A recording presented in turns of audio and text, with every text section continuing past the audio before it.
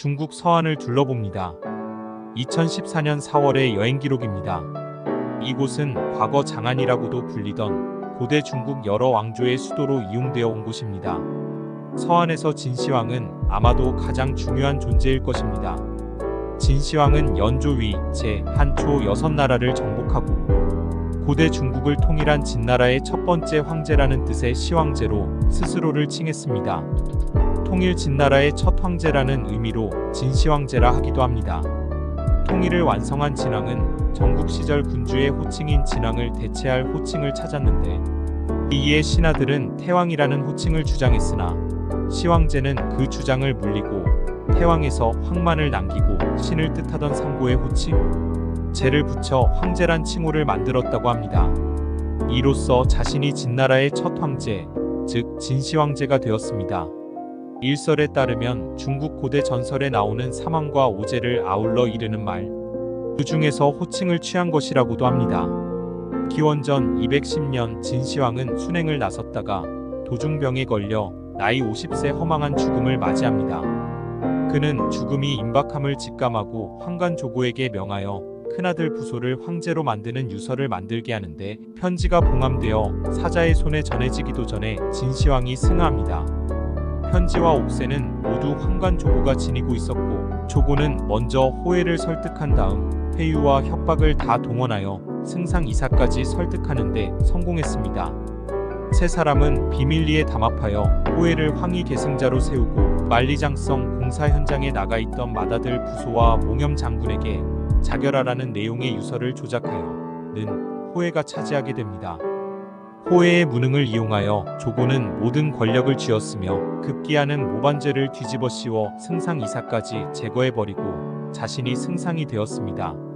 어느 시대든 간신은 있습니다. 조고는 이에 만족하지 않고 황제의 자리를 노리게 되는데 신하들을 시험하기 위해 사슴을 2세 황제에게 바치면서 이것을 말이라고 합니다.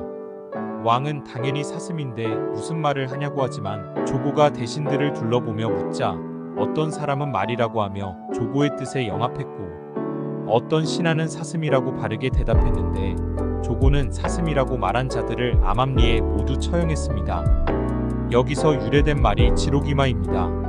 사슴을 가리켰는데 말이라고 한다는 뜻입니다. 진시황 사후 2세 황제, 3세 황제가 황위를 계승하지만 조고 등 황관들이 국정을 농단하여 나라는 극심한 혼란에 빠지고 불과 3년을 못 버티고 멸망. 이는 초패왕 항우와 한나라의 유방강 결전을 거쳐 결국 한나라의 시대로 넘어가게 됩니다. 진시황제 시절 분서갱유는 유명한 사건입니다. 분서갱유는 책을 불태우고 학자들을 파묻은 사건을 이르는 말로 실용서를 제외한 사상서를 불태우고 유학자를 생매장한 탄압책으로 진시황제는 중국을 통일한 유능한 군주였다가 이 사건으로 폭군의 이미지를 갖게 되었습니다. 진시황은 사후 여산릉에 묻힙니다. 서안에 위치한 진시황릉은 진시황이 묻혔다는 여산릉을 비롯 어마어마한 규모의 병마용갱이 일부 발굴되어 공개되고 있습니다. 여산릉과 병마용갱은 제법 거리가 멀어 일부 학자들은 병마용갱은 진시황과는 무관할 것이라는 주장도 펼칩니다. 누구도 정답은 모릅니다. 역사서인 사기에 나와 있는 진시황릉에 대한 이야기는 다음과 같습니다. 시황이 즉위하자 바로 여산의 무덤을 축조하는 공사를 시작했다. 천하를 합병한 다음에는 천하의 노역을 위해 70여만 명을 투입하여 우물 새끼피만큼 파고 곽에 이르도록 굴이 녹인 쇳물을 붓고 궁궐의 모습 백관 기이하고 진기한 기물들을 옮겨 가득 채웠다. 장인에게는 화살이 발사되는 기관을 만들게 하여 접근하는 자가 있으면 바로 발사되게 했다.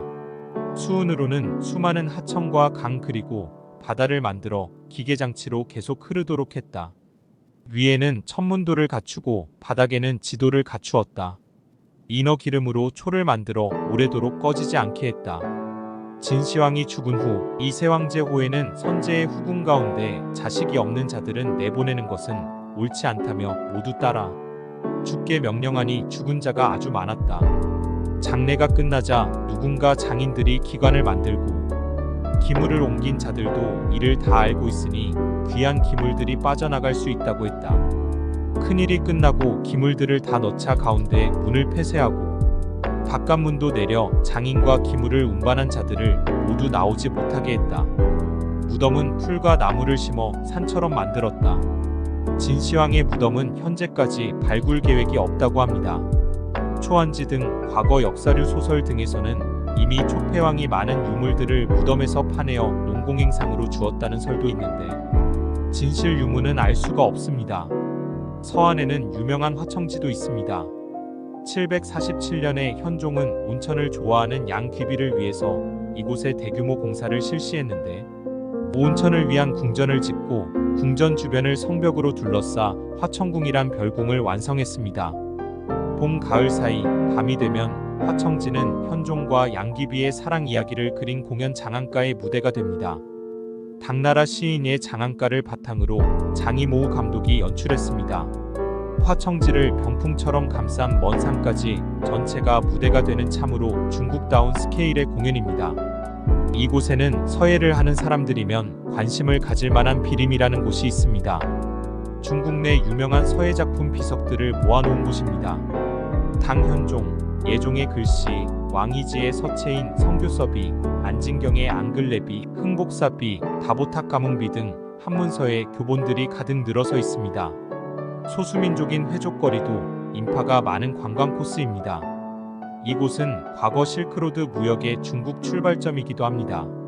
중국 측 교역로는 이곳 장안에서 도낭을 거쳐 천산산맥을 지나 파미르 고원을 통과하는 길이었다고 하며 이것도 천산북로인 북비단길, 천산남로인 남비단길로 나눠진다고 합니다.